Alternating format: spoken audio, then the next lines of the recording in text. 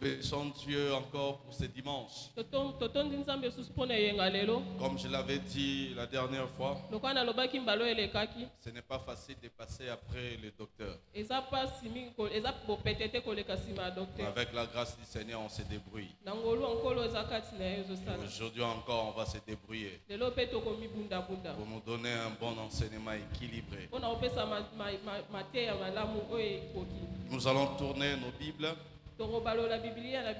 Nous sommes toujours dans le livre de Nombres 17. 10e verset. On prend aujourd'hui. Au 10e verset. Nombre chapitre 17. Du premier verset.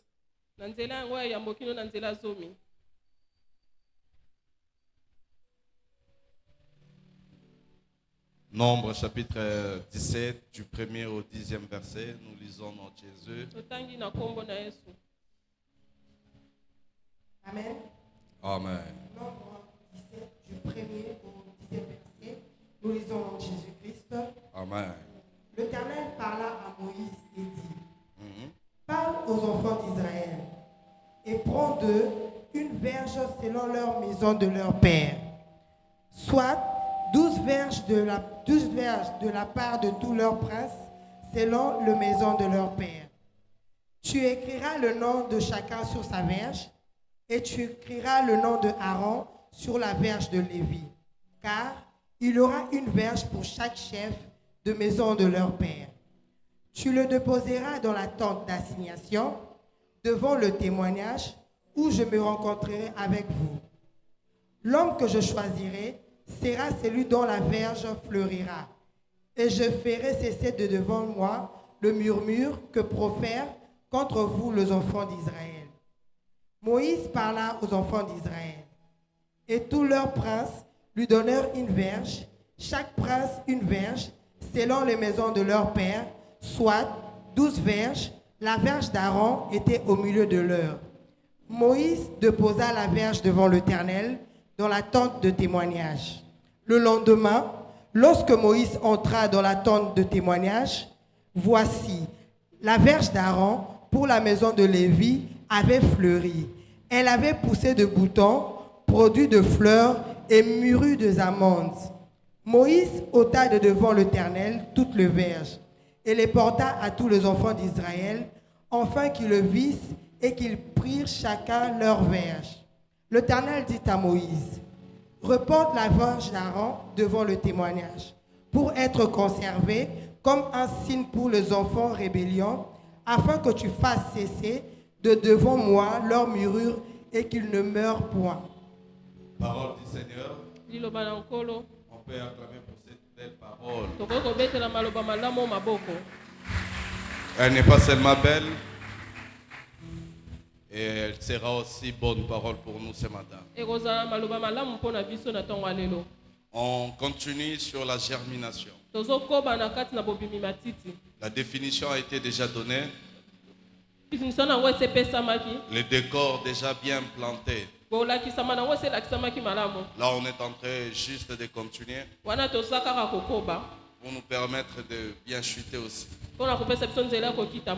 Il est écrit, Dieu demanda à Moïse de prendre 12 verges. C'est Dieu qui demande à Moïse. Et ce que Moïse devait faire, c'est d'obéir. Et la Bible dit, en dehors de prendre, il faudra écrire. Ça souffle un peu. Tu peux venir de ce côté.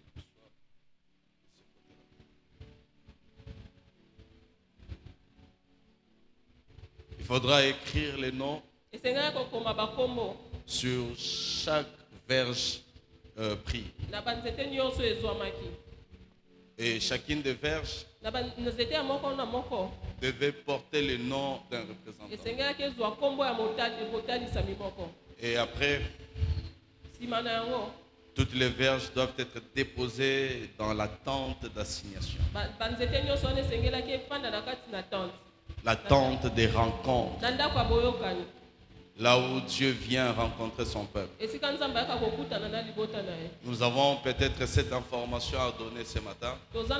La première information, c'est les noms. L'Éternel demande à Moïse d'écrire les noms. Les noms, si je peux les définir rapidement, le nom c'est le souffle. Le souffle d'une personne.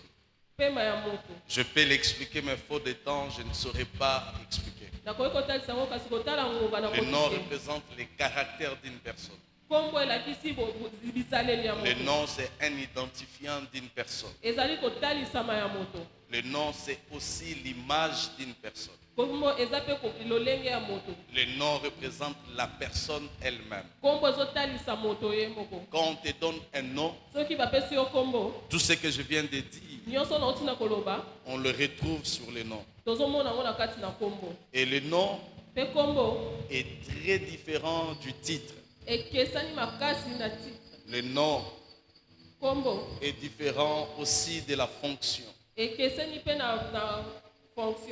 Mais ce qui est bizarre, chez les Hébreux, ils ne faisaient pas cette différence entre les noms et les titres. Chez les Hébreux, ils mettaient les deux ensemble. Titre, nom. Titre, nom. Titre, nom. Et aussi, vous pouvez voir avec beaucoup de personnages dans la Bible, c'était toujours attaché les titres et les noms. Le roi David, héros vaillant Gédéon, le souverain sacrificateur Aaron, le prophète Élie, c'était toujours attaché à leur nom. Et s'il faudra quand même le dire, un souverain sacrificateur,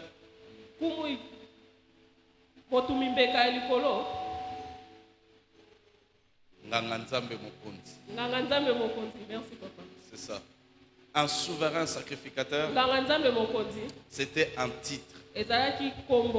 Et le nom que Dieu demandait qu'on puisse écrire, c'était le nom d'Aaron. Et ce nom devait être écrit sur la verge qui représente la maison de Lévi. Et j'ai une simple question ce matin. Quel est le nom qui représente ta famille? Quel est le nom qui représente ta personnalité? Quel est le nom qui représente ton travail? Quel est le nom qui représente tes enfants? Quel est le nom qui représente notre maison? Quel est le nom qui représente l'église? Tu as une entreprise, c'est quoi le nom qui représente ton entreprise? Avoir un nom, c'est une chose. Mais le plus important, c'est de savoir quel nom que je porte. L'Éternel a parlé des 12 verges. Normalement, les 12 verges devaient porter le nom de leur tribu. Mais l'Éternel demande que les verges portent le nom des représentants. S'il faudra peut-être que je puisse revenir, je dirais qui représente ta famille. Il y a un nom, il y a aussi un représentant. Qui doit te représenter s'il y a un problème? Qui doit représenter ta famille un jour? Qui représente aujourd'hui ta famille? La personne qui représente ta famille, c'est elle la famille. Il agit au nom de la famille. Il fait tout au nom de la famille. Il peut vous faire gagner.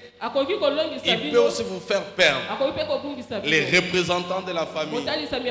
Et la Bible dit il y avait le nom de prince. Je pense sur les 12 verges, il y avait des noms de l'expérience. Il y avait des noms de gens qui ont fait des grandes réalisations. Des représentants qui ont marqué l'histoire. Des représentants forts. Des représentants formidables. Il y avait 12. On n'a pas donné leur nom, sauf le nom d'Aaron. Et j'estime chaque représentant d'une maison, d'une famille, d'une tribu, c'était quelqu'un de valable selon la maison. C'était quelqu'un sur qui on peut compter.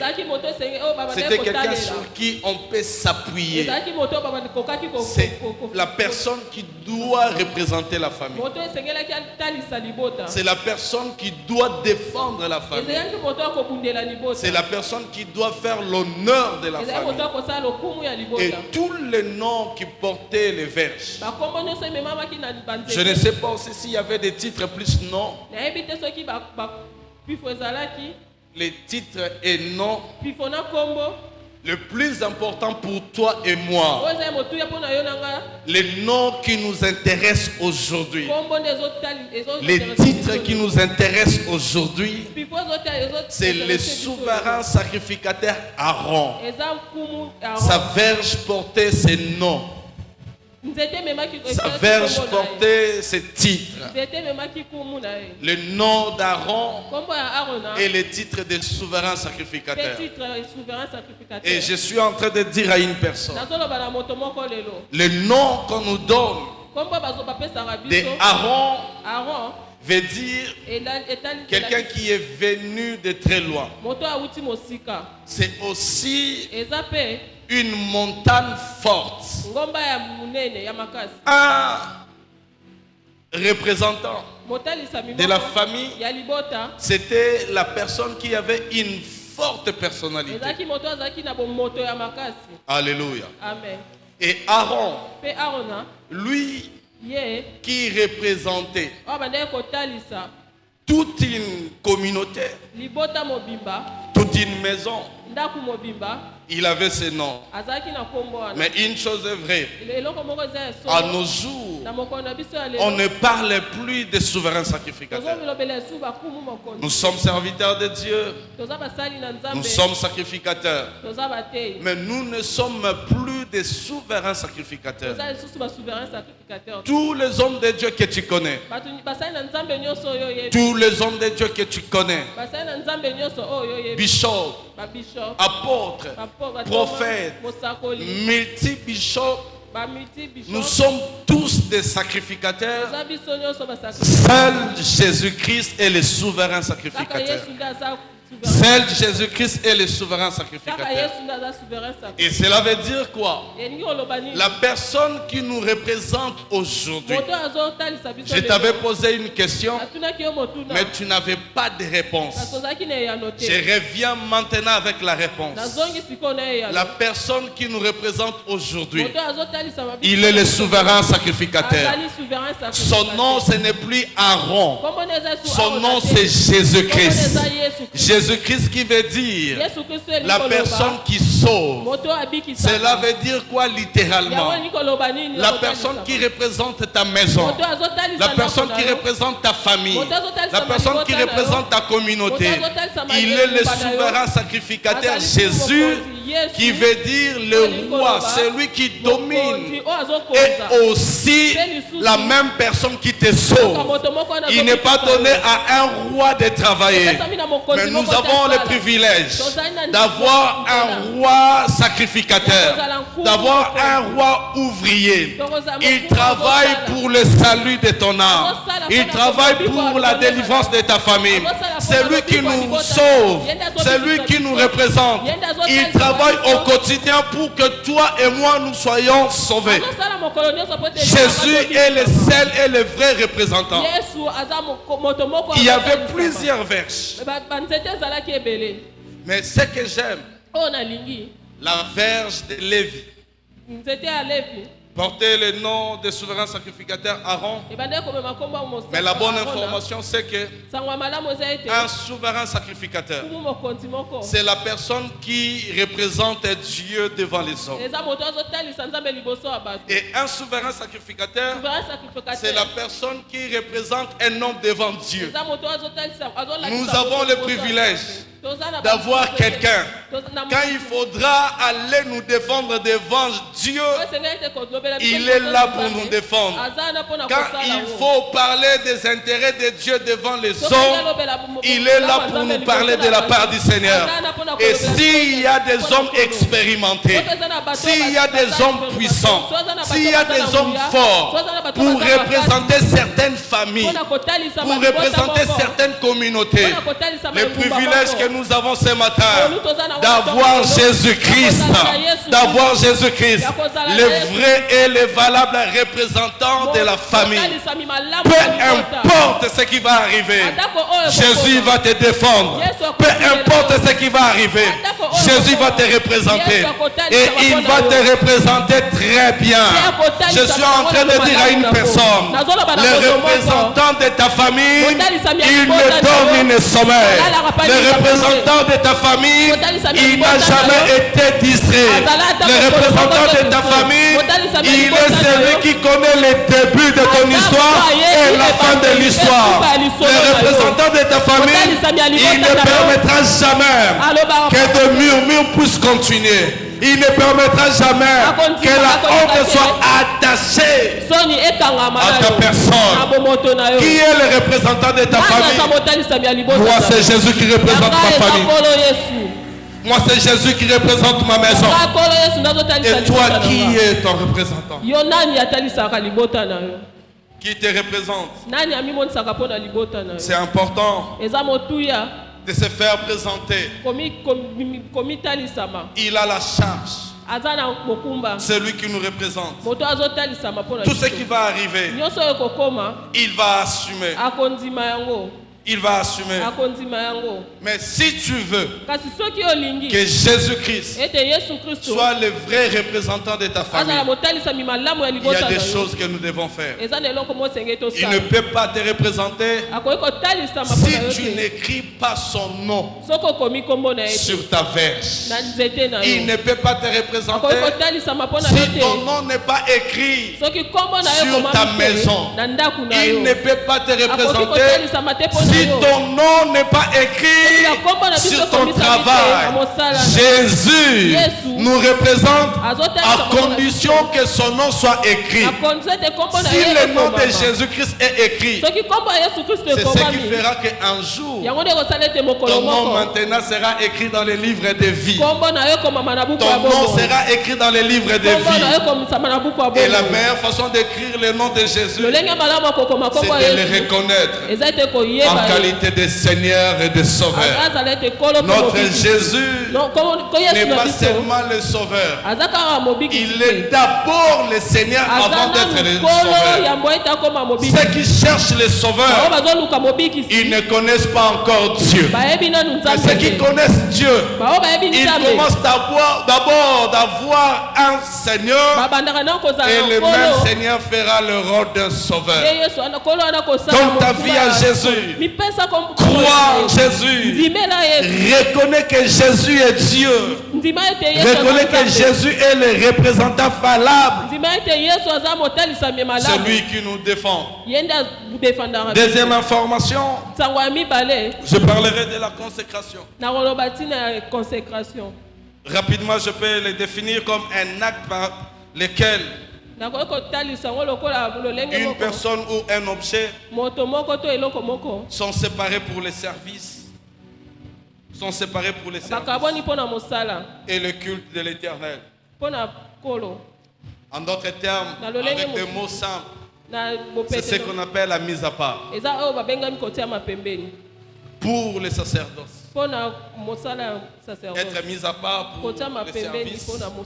Être mis à part pour Dieu. C'est ce qui fait que tu es différent des autres. J'ai besoin du nom de Jésus. J'ai besoin qu'il soit mon représentant. Mais moi aussi à mon tour, je dois me disponibiliser pour que Jésus travaille avec moi. Pour que Jésus travaille avec moi. Pour que Jésus travaille en moi. La consécration. Si tu veux que la marque de Dieu soit posée sur toi, tu dois être consacré. Tu ne peux pas porter la marque de notre Seigneur Jésus sans pourtant que tu sois consacré. La consécration, c'est une chose. La consécration, c'est une chose. Je passe à la troisième information. La Bible dit la verge d'Aaron devait être au milieu de toutes les verges. Au milieu de toutes les verges. Et là, l'ordre a été déjà dispersé. Aaron représente la maison de Lévi. Et Lévi n'a jamais été au milieu de sa famille. Troisième, quatrième personne.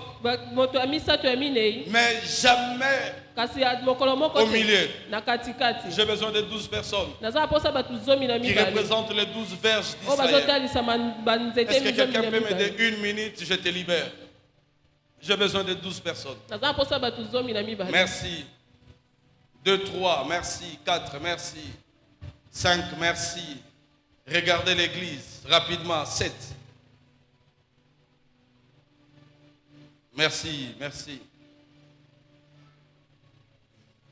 Avancez, avancez, créons de l'espace. Ça me fait combien? 12? 10? 2 personnes, 2 personnes, 2 personnes, 2 personnes. Merci, merci, merci Papa Clève. Acclamons le Seigneur.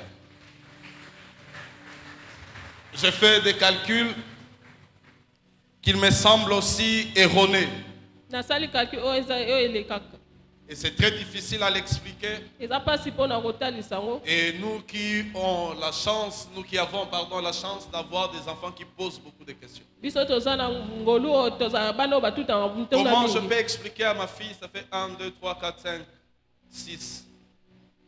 Et Papa Rodrigue est au milieu de ces 12 verges. C'est difficile, vrai ou faux? Si vous comptez avec moi, ça fait 6, 7, 8, 9, 10, 11, 12. Mais regarde ce que Dieu est capable de faire dans la vie des autres. Je fais le comptage d'une manière naturelle. Je commence de gauche à droite. Je compte les 12 verges que Dieu a demandé à Moïse de prendre. Et il a exigé que la verge d'Aaron soit au milieu. 1, 2, 3, 4, 5, 6. Donc le milieu de 12 c'est combien? Vrai ou faux? Mais je peux vous dire que c'est faux. Si je commence le comptage de droite à gauche, vous allez remarquer une chose avec moi. 1, 2, 3, 4, 5, 6, 7. Qui est maintenant au milieu? Qui est au milieu? Personne. La Bible a menti. Non, la Bible n'a pas menti. Il y a une vérité quelque part qui se cache. Et on doit découvrir c'est quoi la vérité. Le comptage nous fait beaucoup de confusion. À gauche, c'est Papa Rodrigue qui est au milieu. À droite, Papa Rodrigue est 7e. Et si je pars à droite, ce n'est pas Papa Rodrigue, c'est Papa Ido. Mais le nom que Dieu a demandé qu'on puisse écrire le nom de souverain sacrificateur, le nom de chaque prince. Mais Papa Rodrigue qui est en 6e position Il est notre Aaron. Il est notre sacrificateur. Notre souverain sacrificateur. J'ai fait beaucoup de calculs. J'ai fait beaucoup d'examens. J'ai réfléchi. Seigneur, pourquoi il peut être 6e et aussi se retrouver à la 7e position? Est-ce qu'il est vraiment le milieu? Oui. Malgré les 7 et les 6, il est le milieu. Laisse-moi te dire, la verge d'Aaron, non pas seulement la verge d'Aaron, mais toutes les verges qu'on avait amenées dans la présence de l'Éternel étaient des verges mortes, étaient des verges sèches. Il n'y avait pas de sève. Il n'y avait pas de vie. Il n'y avait rien. Pas de racines. Mais ce matin, l'Éternel est en train de m'envoyer te dire une chose. Malgré ta mort, malgré ta faiblesse, malgré tes limites, ne te fatigue pas d'entrer dans la présence de Dieu. L'Éternel a demandé à Moïse d'amener toutes ces verges dans sa présence. 6e et 7e. Cela veut dire quoi? Lorsqu'on entre dans la présence de Dieu, nous venons à la position de 6e. Dans la chiffrologie, le chiffre 6 symbolise l'humanité, inférieure à la perfection. On appelle ça l'imperfection, la faiblesse, tout ce qu'on veut. Quand on entre dans sa présence, nous venons avec le chiffre 6. Toutes nos faiblesses, la mort, la sécheresse, tout ce qu'on veut. Mais lorsqu'on reste dans la présence de l'Éternel, c'est possible de devenir 7. 7, c'est le chiffre de la perfection, le chiffre de la plénitude, le chiffre de... je ne sais pas, de l'excellence. Je suis en train de dire à une personne, la même verge qui était morte, c'est la même verge qui peut être aussi vivante. J'anticipe ta question. Je sais que tu as une question, mais comme je ne sais pas balader le micro, tu es dans l'incapacité de me poser cette question. Je me pose cette question. Si je compte, lui aussi est 7e. Si je pars de l'autre côté, lui aussi est 6e. Est-ce que cela fait de lui le milieu? Non. La différence c'est que même s'il a les 6 et les 7, mais le nom que nous portons, le nom de souverain sacrificateur, c'est ce qui fait la différence. Le nom de Jésus que nous portons, c'est le nom qui fait la différence entre lui et lui. Il y a des gens aussi qui entrent dans la présence de Dieu, bénis aussi dans la présence de Dieu, mais pas forcément dans la consécration que Dieu, pas forcément dans la même consécration que Dieu. Je suis en train de dire à une personne, peu importe la position d'où tu viens devant l'Éternel, tu ne changeras pas la position. L'Éternel fera de toi la perfection. L'Éternel n'a pas besoin de changer, de ramener Papa Ido ici pour le bénir. Il va le garder dans la même position, mais dans la même position. L'Éternel ne partira plus comme ça. Dans sa divinité, il viendra de là pour amener la perfection, la bénédiction, la richesse, la gloire. Je suis en train de t'exhorter, peu importe ta maladie, dans la présence de Dieu, la même position que tu as, cette maladie deviendra la guérison. Peu importe le problème que tu as, dans la même position, si tu pries, tu cherches Dieu, ce problème deviendra la solution. Peu importe la faiblesse, ne quitte pas la présence de Dieu. Dieu fera de toi une qualité. Une qualité, une qualité. La verge d'Aaron sèche, mais C'est la verge qui a donné le fruit. Peu importe le comptage. Ce n'est pas papa Ido de donner le fruit. C'est à la verge d'Aaron. Voilà pourquoi je te repose la question.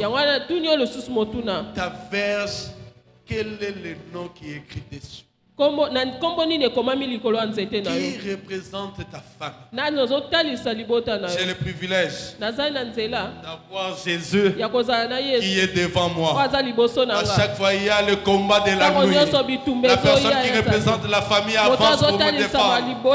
Même si on te met dans une position de faiblesse, celui qui est devant moi, il n'est pas faible. Même si on te met dans une position où on peut t'empoisonner, c'est lui qui est avec moi. N'est-ce pas qu'il a dit? On te donnera des breuvages mortels, mais tu ne mourras pas. Qui représente ta famille? Qui représente ta famille? Merci. Acclamons Dieu.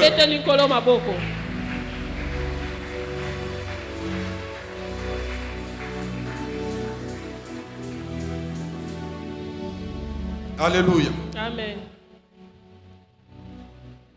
C'est dans le chiffre 7 que nous avons tout. Et celui qui représente notre famille, il est 100% homme, 100% Dieu. Donc, des 6 là, veut dire aussi nous avons un Jésus qui est 100% homme.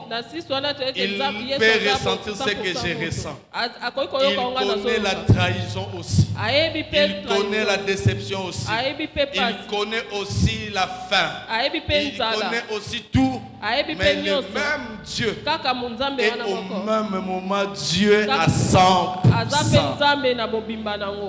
Alléluia. Amen. Alléluia. Amen. 4e information. Être choisi par Dieu.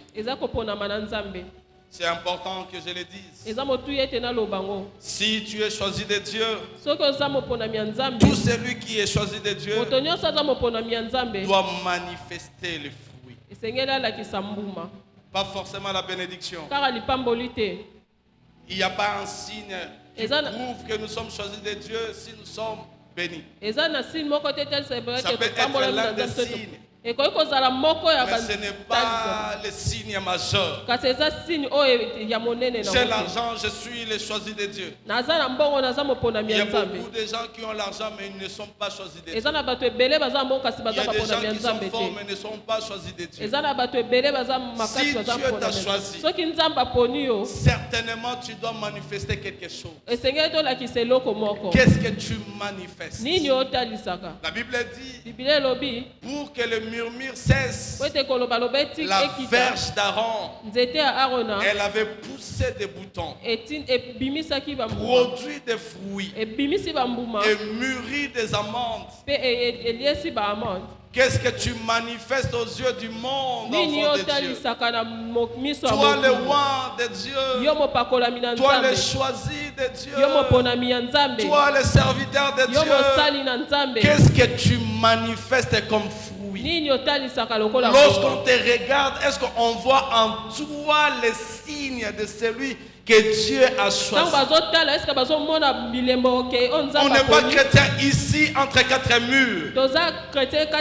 À l'église, tout le monde est parfait. À l'église, tout le monde est saint. Je peux demander qu'on m'amène la bière. Je peux demander qu'on m'amène une tige de cigarette.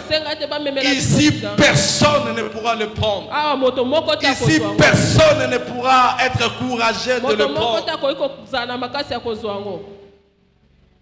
C'est dehors où on doit manifester Jésus-Christ. Es-tu choisi par Dieu? C'est quoi tes fruits? Es-tu choisi de Dieu? C'est quoi ton fruit? Quelles sont tes amandes? Quels sont tes boutons qui poussent de toi? Un enfant de Dieu ne s'appelle pas seulement enfant de Dieu. Un enfant de Dieu montre qu'il est enfant de Dieu. Là où les gens trichent, toi tu ne peux pas tricher. Là où les gens boivent, toi tu ne peux pas boire. Là où les gens courent derrière d'Égypte, toi tu ne peux pas courir derrière. Là où les gens sont corrompus, toi tu ne peux pas être corrompu. Si réellement tu es enfant de Dieu, ce n'est pas une identité à braquer aux yeux du monde, mais c'est un fruit à produire aux yeux du monde. Et tu es enfant de Dieu. Et tu es choisi de Dieu. Et tu es appelé par Dieu. Montre-nous que tu es appelé par Dieu. Montre-nous que tu es choisi par Dieu. Quel est le signe majeur qui nous prouve que tu es sélectionné? Quel est le signe majeur qui nous prouve que tu es converti? Quel est le signe majeur qui nous prouve que tu es repenti? Un enfant de Dieu, tu as dit, tu le dis tous les jours, choisi par Dieu, mais tu es warrior, choisi par Dieu, tu es gaulois, choisi par Dieu, tu fais comme les autres. À ta honte, je te dis, tu n'es pas enfant de Dieu. À ta honte, je te dis, tu fais la honte du royaume. Jésus a choisi Aaron pour que Aaron ne puisse pas donner la honte à son nom. Est-ce que tu es chrétien? Est-ce que tu es enfant de Dieu? Il est écrit dans sa parole. On reconnaît un arbre par ses fruits. Si tu es l'arbre de la chrétienté, quels sont tes fruits? On sait que tu es bon ou mauvais par tes fruits. Qui voit le cœur d'un homme? Qui connaît le cœur d'un homme? Nous te connaîtrons par tes fruits. Il est écrit, répands-toi. Répands-toi, Jésus est proche. Jean-Baptiste prêchait et disait, répandez-vous, répandez-vous, car le royaume des cieux est proche. Répandez-vous, répandez-vous, car le royaume des cieux est proche. La cognée est mise à la racine. Et pas cela.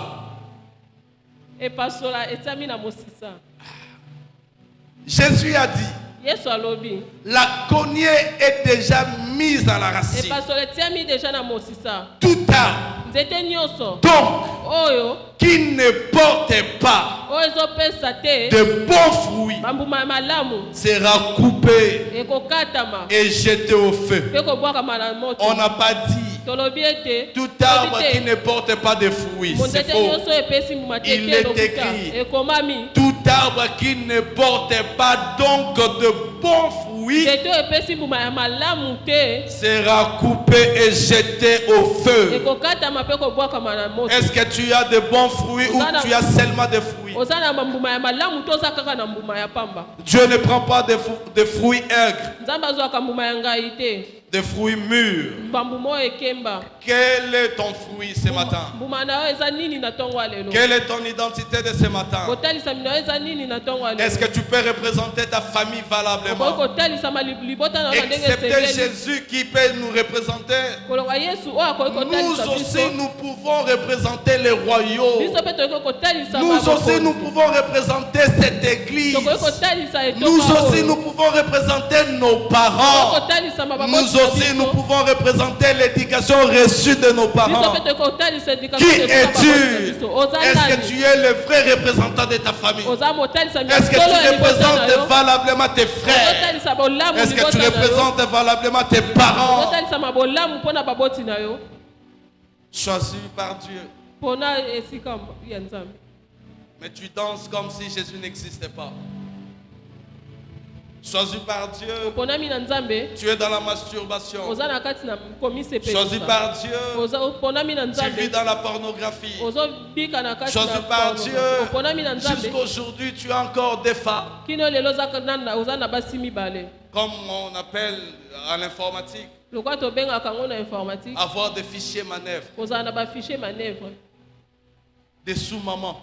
Et toi qui es ici, tu cours derrière les hommes mariés. Toi qui es ici, tu cours derrière des petits-enfants.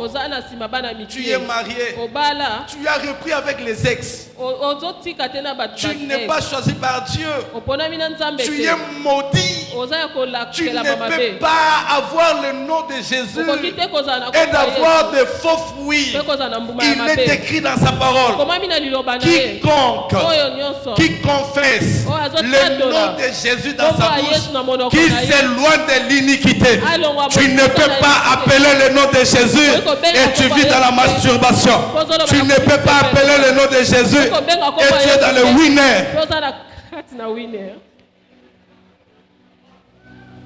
2021. Et les mamans aujourd'hui.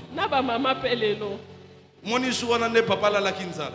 Au petit 2021 raté. Mon abilo rolia est simité. Il y a aujourd'hui même des clubs WhatsApp 2021.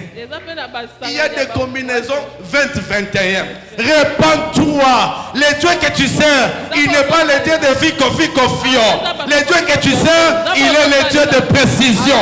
Quand il te dit va à gauche et que tu rentres à gauche, tu es béni. Quand il te dit va à droite et que tu vas à droite, tu es béni. Répands-toi. Alléluia. Amen. Moi j'aime quand ça énerve. Répentez-vous. Cinquième information. C'est la nouvelle naissance. La renaissance. Oui, la Vierge d'Aaron a connu la nouvelle naissance. Comment une vierge morte sèche, sa vie pauvre, elle a connu une renaissance, pardon. D'où on appelle les baptêmes. Le baptême c'est quoi? C'est mourir et renaître. Le baptême c'est l'opposé de la logique naturelle. La vie que nous avons ici aujourd'hui, maintenant sur cette terre, on était tous nés quelque part, un jour, une certaine année, une certaine date. Et nous allons à la mort. Mais le baptême c'est l'opposé. Je suis mort, ressuscité, né pour ne plus mourir. Pour ne plus mourir. Laisse-moi te dire, ne joue pas avec les baptêmes. Ne joue pas avec les baptêmes. Ne traîne pas les pas pour être baptisé. Cherchons le vrai baptême de Jésus. Le baptême, ce n'est pas le fait seulement de mettre un peu d'eau sur la tête. L'aspersion. Le vrai baptême, c'est l'immersion. Le vrai baptême, c'est d'accepter Jésus. Toi, tu me dis que tu as été baptisé. Quel est le jour où tu avais accepté Jésus? Tu étais bébé, on t'a baptisé. Avec quel péché? Qui tu avais confessé tes péchés? À qui tu avais confessé tes péchés? Mais tu grandis, moi je suis baptisé.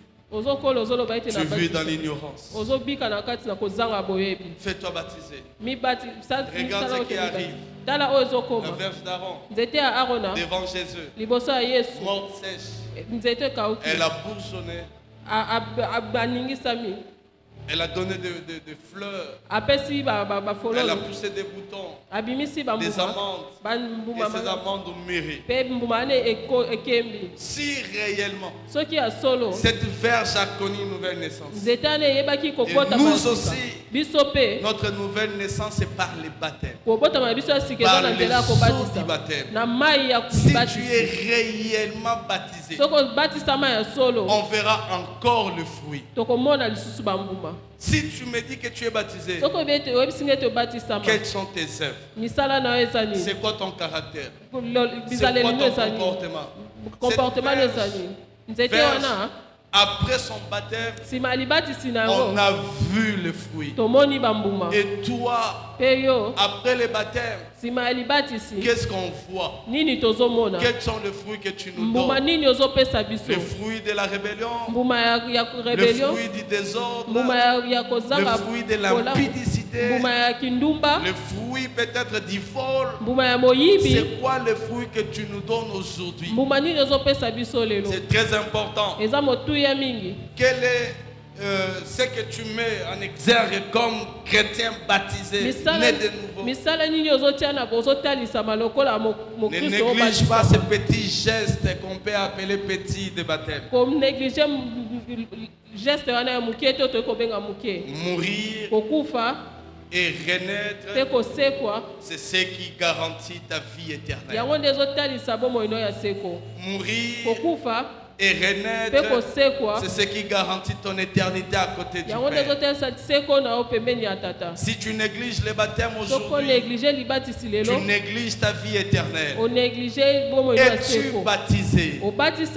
Qu'est-ce que tu attends pour être baptisé? Es-tu baptisé? Quelles sont tes œuvres? Es-tu baptisé? Ça fait combien de temps? Est-ce que tu peux me montrer le nombre d'années, les fruits que tu as produits après ton baptême? Pose toi-même la question, ça fait combien de temps depuis que je suis né de nouveau? Je ne parle pas de l'autre côté, les baptêmes de l'autre côté. Je parle des baptêmes que tu es conscient de tes péchés. La Bible dit, avant le baptême, ils confessaient leurs péchés. Et ils se faisaient baptiser. Donc c'était avec leur conscience. Ils étaient conscients de leur état. Ils se faisaient baptiser. Et après, il y avait des choses à faire. Mais ça fait combien de temps? Tu peux te poser cette question. Combien de temps depuis que je suis baptisé? Et les œuvres que tu as, ça mérite les 15 ans de ton baptême. Les 5 ans de ton baptême.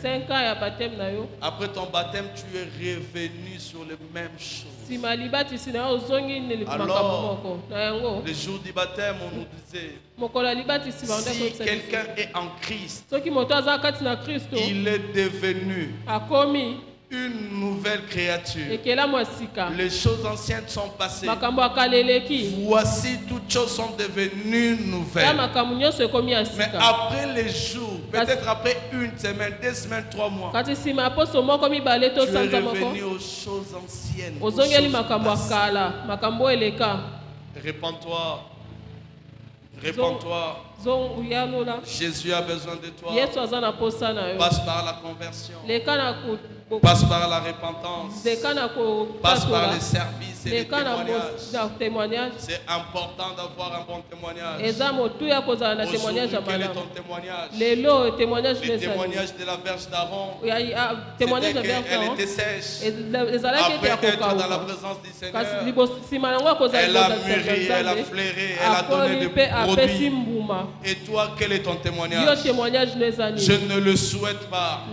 Le jour où tu vas mourir, est-ce que toutes les mamans de l'avenir seront contentes parce que tu as dérangé beaucoup leurs enfants?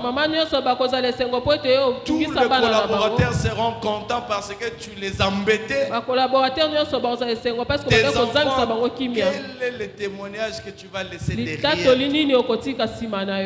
Et quel est le témoignage que tu vas rencontrer devant toi? Nous avons 2 manières de témoigner. On va être témoigné ici sur terre. Ce que j'ai été, les hommes diront. Mais après aussi, devant le Seigneur, il y a un témoignage qui m'attend. Là, c'est un témoignage sans corruption. Le Seigneur lui-même dira, viens, mon fidèle et serviteur. Viens, mon bon et fidèle serviteur, entre dans la paix du Seigneur. Ou encore les témoignages qui m'attendront, les méchants et les mauvais serviteurs, va de l'autre côté. Peu importe les témoignages que tu vas laisser ici, les témoignages qui nous attendent là-bas, c'est le dernier témoignage. C'est ce qui fera la joie de l'éternité. C'est ce qui fera la joie de l'éternité. Quel est ton témoignage ici et quel sera le témoignage de l'autre côté? Un jour, on va tous traverser. Ce que tu cherches, c'est bien, mais ce n'est pas la finalité. Ce que tu cherches, c'est bien, ce n'est pas tout. Il est écrit, à quoi bon de gagner ce monde, les richesses de ce monde, la gloire de ce monde et de perdre son âme? Jésus te posera la question. Tu as laissé quel témoignage? Et ici tu as quel témoignage? Servir Dieu, c'est une chose. Après le baptême, est-ce que tu sers Dieu? Parce que la Bible dit, la verge a fleuri, elle a produit des fruits et mûri des amandes. Ça veut dire la repentance. La repentance, changement. Et il y a la conversion au même moment. Les œuvres après le changement, après la repentance. Et aussi mûrir d'amande. Cette maturité, cette maturité qui fait que nous devons aujourd'hui servir Dieu. Est-ce que tu sers Dieu depuis que tu as été baptisé? Qu'est-ce que tu fais à l'église? Qu'est-ce que tu fais pour Jésus? Qu'est-ce que tu fais pour Dieu? Je l'ai toujours dit à l'église, travailler c'est aussi servir Dieu. Une personne qui travaille bien, il sert Dieu. Une personne qui honore ses parents, elle sert Dieu. Une personne qui obéit à son mari, elle sert Dieu. Une personne qui se comporte bien, elle sert Dieu. Comment toi tu sers Dieu? Comment toi tu sers Dieu? Servons l'Éternel et le témoignage suivra. Servons l'Éternel et Dieu s'en souviendra un jour. Et tu seras appelé bon et fidèle serviteur. Bon et fidèle serviteur. Une dernière information avant de toucher sur le service et le témoignage. Les bonnes œuvres sans Jésus sont mauvaises. Toutes les œuvres que tu fais sans Jésus sont mauvaises. Il n'y a que de bonnes œuvres après avoir accepté Jésus. Moi, je donne aux orphelins. C'est bien devant Dieu pour ton salut. C'est mauvais. Moi, je fais ça. Moi, je fais ça. Je vous ai dit, je ne sais pas, bon, l'assemblée, il y a des gens qui arrivent, il y a des gens qui partent, il y a des gens qui s'ajoutent. Moi, à l'âge de 10 ans, j'ai rêvé de l'enlèvement. Curieusement, moi, votre pasteur, ce jour-là, il m'a montré que j'étais resté. Je me rappelle très bien, j'avais une culotte kaki, un t-shirt, je suis en train de pleurer, j'ai raté l'enlèvement. Et dans ce que je disais, Seigneur Jésus, je suis resté, moi qui suis un garçon calme, docile, je n'ai pas de problème avec des gens. Seigneur, tu m'as laissé. Ce n'est qu'après j'ai compris l'enlèvement, le salut, Ce n'est pas à cause de nos œuvres. Ce n'est pas parce que je suis fidèle à ma femme. Ce n'est pas parce que je ne vole pas que je dois voir Jésus. C'est d'abord donner sa vie à Christ Jésus et après maintenant faire de bonnes œuvres. C'est ce que Dieu veut. Aujourd'hui, peu importe la vision, les rêves, je ne resterai plus. Il y a un enlèvement. Je partirai parce que je sais. 1. J'ai donné ma vie à Christ Jésus. 2. Je sers Dieu. 3. Je crains Dieu avec crainte et tremblement. Et si aujourd'hui Jésus revient, tu partiras.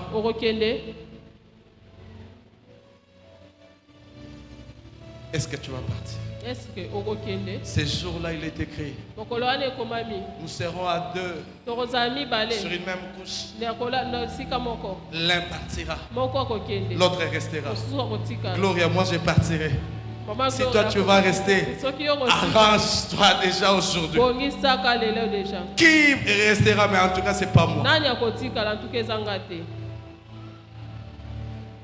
Malheur à celui qui aura la grossesse, comme dit la Bible. Tu as la grossesse des mauvais projets. Le 6e point, c'est le miracle. Le miracle. On va arrêter ici. Le miracle, c'est un exploit. C'est ce qui est au-delà de l'ordinaire. La verge d'Aaron, c'est un extrait de l'arbre. Tiré de l'arbre d'amandier. Une portion d'un arbre. Mais ce n'est pas un arbre. Et elle ne respecte pas le nombre d'un arbre. Pas de racines, pas de sève. Il n'y a pas de choses qu'on peut monter avec la verge d'Aaron. Pas des étapes, il n'y a rien. Rien. Mais laisse-moi te dire, je sers un Dieu de la restauration. Je sers un Dieu de la restauration. Le Dieu que nous servons, il est le Dieu de la restauration. Lorsque Dieu a pris l'option, il ne faut pas les regarder, tu la stresses. Laisse-la, note le point, tu vas faire des corrections après. C'est pour la première fois. Est-ce qu'on peut l'encourager? Le coach est là. Attends, à la fin, tu vas faire des retours. Il ne faut plus les regarder. Regarde-moi. Hein? Ceux qui sont invités, il y a la distribution. Dans la restauration, Dieu veut faire un miracle. Je suis en train d'annoncer une personne la saison des miracles. Et ce miracle vient avec une saison de restauration. Regarde ce que mon Dieu est capable de faire. Lorsqu'il a pris l'option de restaurer la verge d'Aaron. La verge d'Aaron n'est pas un arbre. La verge d'Aaron ne répond pas au standard d'un arbre. Mais une chose est vraie. La verge d'Aaron a produit des fruits qu'un arbre peut produire. Pas de racines, pas des étapes, mais ces jours-là, il y avait des fruits. En aucun cas on peut s'aimer aujourd'hui et moissonner demain. Si tu avais raté la saison de la semaille avec Dieu dans la restauration, tu peux profiter de la saison de la moisson. Si tu avais raté pendant qu'on faisait les recrutements, on faisait les tests, mais le Dieu que nous servons, il peut t'amener à l'engagement. Mais le jour où les gens ont fait les tests, tu n'étais pas là. Dieu est capable de tout. Un miracle, c'est ce qu'on ne sait pas expliquer. Comment tu es devenu ce que tu es aujourd'hui? Je ne sais pas. Ce que je sais, j'étais devant l'Éternel et il y a des fruits à moi. Comment tu l'expliques? Est-ce qu'il y a des racines? Non. Est-ce qu'il y a des étapes? Non. Même pas un arbre. La verge. La verge. Nzete, bâton. Nzete. sans enraciner. Mais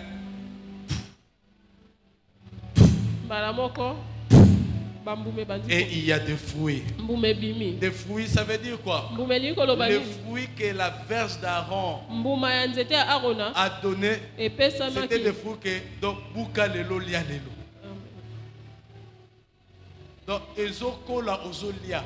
Ezateke non eh ebantiko bimisa mbuma mke ekomeli eko non non non. Ezobota manako telamba la moko. Donc c'est un fruit, tu prends, tu croques. Tu prends, tu manges. Je suis en train de dire, l'Éternel va faire un miracle avec toi. Dans ta restauration, le miracle est possible. On t'a limité, on t'a bloqué, on t'a délimité aussi, on t'a défini. Ce qui n'est pas défini, ce n'est pas encore fini. Non, non, j'allais dire. Ce qui n'est pas fini n'est pas encore défini. On ne peut que définir une chose finie. Comme l'Éternel n'a pas encore fini avec toi, personne ne pourra te définir. On t'a déjà défini pauvre, chassé du travail, malheureux, stérile. L'Éternel n'a pas encore fini avec toi. On n'a pas de définition à donner avec toi. Quand l'Éternel finira avec toi, c'est alors qu'on dira ministre. C'est alors qu'on dira marié. L'Éternel a une chose à faire avec toi. L'Éternel est bon. Le fruit, c'est la bénédiction. Le fruit, c'est l'abondance. Le fruit, c'est la prospérité. J'élève ma main droite. J'annonce la bénédiction dans cette saison. J'élève ma main droite. J'annonce la prospérité. Que l'Éternel te rende prospère à tous égards. Que l'Éternel te donne le fruit de la saison à tous égards. Peu importe la saison. Même si tu n'es pas dans la saison, dans le miracle de Dieu, l'Éternel te donnera un fruit hors saison. J'appelle le fruit hors saison. L'Éternel peut te donner l'itonguin, l'apéro d'avocat. L'Éternel peut te donner l'avocat, l'apéro d'amande. J'annonce une bonne saison pour toi. J'annonce une bonne saison pour toi. Que l'Éternel te donne ce qu'il faut. Et le tout dernier, une minute, je ferme. La Bible parle de la conservation. La conservation. Au début, Dieu a appelé la verge sèche dans sa présence sans rien. Mais après le miracle, la restauration, la gloire, l'abondance, la bénédiction, écoute ce que tu as dit. Conserve cette verge dans la tente du témoignage. Ça veut dire quoi? Tout ce que tu as eu dans la présence de Dieu, tu dois les garder dans la présence de Dieu. La conservation fait que tu ne puisses pas être corrompu. La conservation, ça fera que tu ne sois pas pourri. Quand on te conserve bien, tu ne perdras pas le goût. Tout ce que tu as eu dans la présence de l'Éternel, on le conserve dans la présence de l'Éternel. Si tu reconnais que Dieu t'a donné les mariages, tu garderas que ton mariage dans la présence de l'Éternel. Si tu reconnais que c'est Dieu qui t'a donné le travail, tu garderas le travail dans la présence de l'Éternel. Si tu reconnais que Dieu t'a donné ce que tu es aujourd'hui, ce que tu as aujourd'hui, garde ça dans la présence de l'Éternel. Que personne ne vienne te dire. Si tu prends cette poudre, tu mets dans la nourriture, ton mari va t'aimer. Tu es en retard. Quand j'ai eu ce mari, j'avais pas de poudre. Tu es en retard. Quand j'ai ce travail, j'avais pas de feuilles. Quand j'ai eu ce travail, je n'avais pas lu un livre. Toi, tu me proposes un livre pour conserver ce travail. Tu es en retard. La personne qui m'a donné, je garderai la proximité avec lui. Si tu veux que ton fruit ne soit pas corrompu, ne quitte pas la source qui t'a fait un fruit. Reste dans la présence de Dieu. Reste dans la présence de Dieu. Et tu verras ton fruit ne pourrira pas. Ton fruit ne sera jamais corrompu. ta bénédiction va demeurer. La Bible dit, faites des fruits et des fruits qui demeurent. Que ta bénédiction demeure, que ton mariage demeure, que ta paix demeure, que ta grâce demeure et que Dieu bénisse sa parole. Que Dieu bénisse sa parole.